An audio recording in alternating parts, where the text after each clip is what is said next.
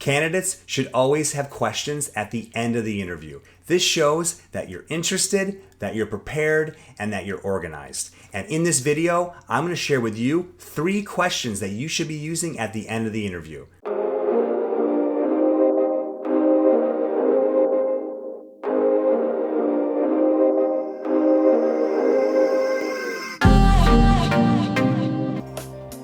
All right, here we are. You clicked on this video to hear 3 questions that you should be using at the end of your interviews. But before I get into that, please hit the subscribe button and ring the notification bell to this channel. I will be updating this channel every week with a new video on tips, tricks, and techniques to help navigate hiring authorities and also candidates and job seekers through this job market. So thank you for joining me, and let's get into it. So you're at the end of the interview, and like I said in the intro, the hiring manager or the recruiter looks to you and says, "Do you have any questions?"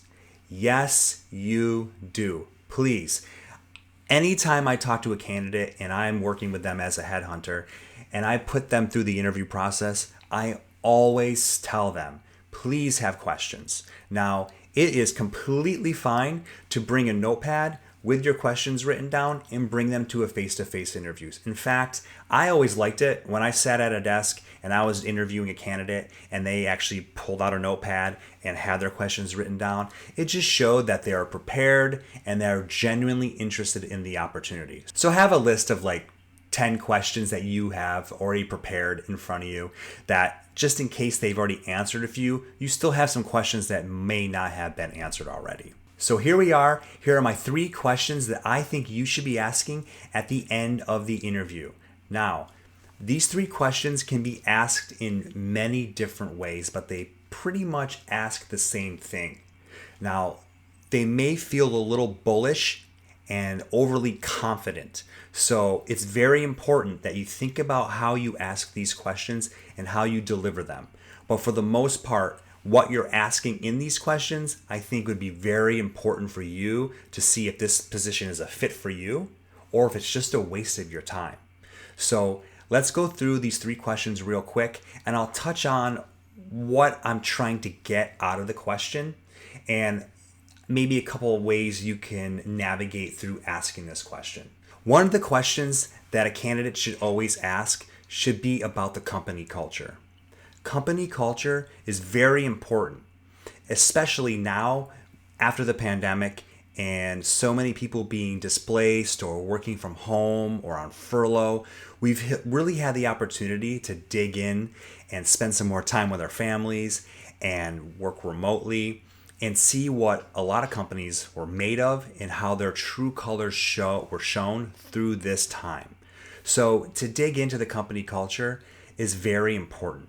And it might sound like a bullish question like the 3 questions I'm going to share with you, but I think it's very important that you try to drill on this. And here's a few ways you can ask that.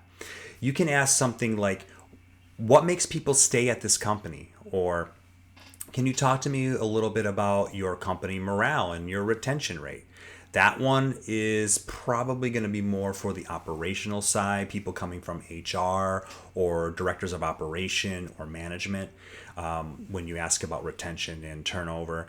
Another thing you could do would be ask, can you please describe your company's culture? Or how do you enjoy working for the company? What are some things that make you enjoy your job, and why do you believe this company would be a good match for a candidate like myself? Another one that I've heard that I like a lot is, beyond the hard skills that it takes to perform this job, what are the soft skills that makes a candidate successful in the role that you're looking to fill? Again, these questions are digging into the culture. So if it is a positive company and the interviewer genuinely likes working there, you will have no problem seeing the enthusiasm and the smile out of their face, and use your poker reading to really figure out if you believe what they're telling you. I think this is a great way to see if you believe this company is something that you can get excited about. Another question that I think is important for candidates to use is a question that is going to tell you the hard truth. Are you a fit for the role? Do they think that you're even in consideration for this role, because it's going to save you not only a lot of time, but a lot of stress. I think a lot of times candidates are living on a prayer and hoping and wishing that this is the opportunity for them, when in actuality, the hiring manager and the hiring team already figured out you're not for them.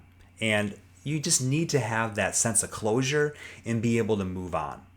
So this question, out of the three that I'm going to share with you, is the scariest to ask, and it's definitely one to practice a little bit before you actually present it in front of the interviewer.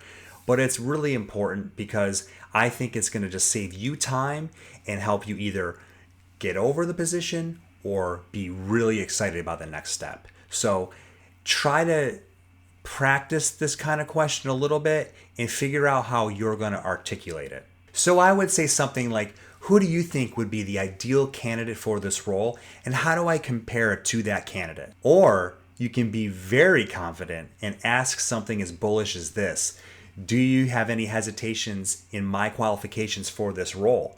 Do you feel that looking at my resume and in this interview, I'm a good fit for this position? Now this one right here is a all-in question, and I don't recommend this for everybody, but if you really want to find out, and if you're having doubts in that interview and your gut's telling you just need to know, feel free to ask it. But again, the way you articulate it and your delivery is very important. So say it with confidence, say it with a smile, and just say it. Now, this question, you're either going to get the straight up truth, or you might get a letter or an email later saying you're not a fit. But whatever the case is, hopefully this will give you some closure so you can either move on past this interview, or you can be excited about the next step. Okay, so the third question can be about the company. You want to know if this company that you are about to start a position with is a company that you're going to be excited to work with, not just because of the culture, but also because they're successful too. So it is not a problem for you to ask a little bit about how they feel that their company is doing. And here's a way to do it. Can you tell me a little bit about where the company is going? Or where do you see this company now in 5 years? Now, you can also spend some time. In fact, I would recommend you do some research on the company and maybe bring some facts to the table. Have them written down in that notepad that I told you about earlier with your questions, and maybe a couple bullet points, then some things that you've read, some successes that the company have had lately, or maybe some questions that you may have about the company, and bring it up. Again, it's all about delivery and the way you navigate it in the interview. So don't come across as you're grilling them, but just simply ask them in a style like you're interviewing them too. This is your opportunity. This is the end of the interview. So don't be afraid to ask how the company is doing. You can even ask a question about the company's competitors. Maybe ask something like, who do you consider your company's competitor, and how do you feel you are better than them? Now, this question, again, I think is a great question. In fact, I've had this question asked to me a lot when I was a director of recruiting at my prior jobs, and I never got offended by it. In fact, I worked for some successful companies that I could talk about and brag about the accomplishments and the trajectory and the goal and vision of what we're seeing within the company, and I was excited to share that with the candidates. So take the questions and the advice that I say and really sit back and personalize them.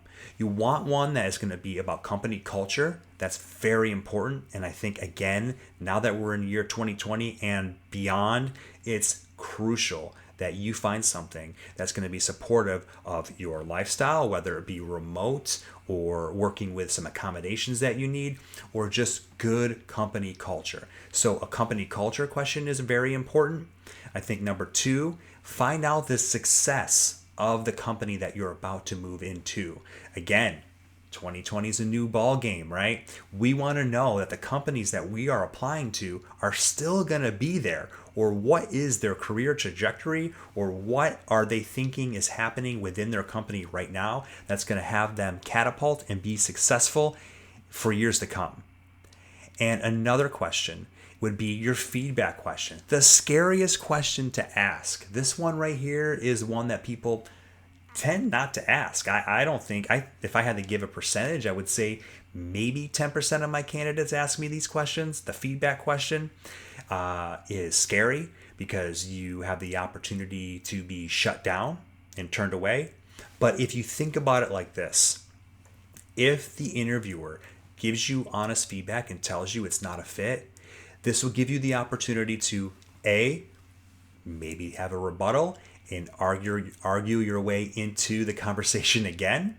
Or you can also just move on and go to the next interview and know that this one is just not a fit and just chalk it up as a loss. I think the lack of communication that is happening in this market right now is frustrating so many. And a lot of it is because there is a drop off when unfortunately candidates are not a fit, and some hiring managers and recruiters unfortunately drag out the process too long.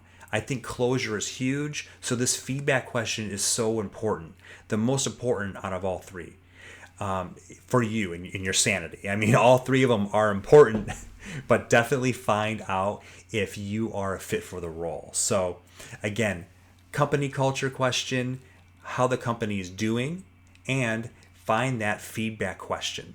Thank you for watching this video. I really hope it helped, and this will help give you 3 styles of questions during the interview. 3 buckets or styles of questions that I know will help you figure out if this opportunity is the right fit for you and if you are the right fit for them. So I hope this helped, and if you have any questions at all, please just put them in the comments section in this video. I promise I get back to anyone who comments on this video.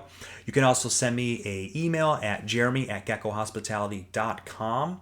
And I also love to connect on LinkedIn. So please follow me on LinkedIn. Send me a direct message if you have any questions on there. And again, thank you for taking the time to watch this video, and I hope you have a great week.